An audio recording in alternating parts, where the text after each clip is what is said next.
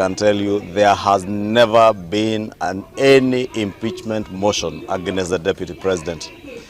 That has been his creation, and those that he walks around with is a sympathy-seeking gimmick to try and incite people from the Mount Kenya region.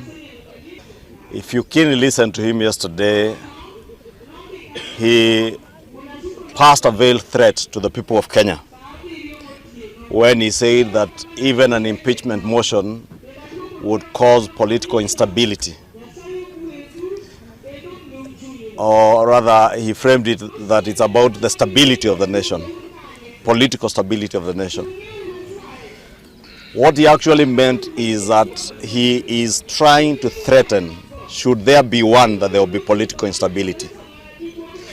The kind of political instability that they instigated on the 25th of June, 2024.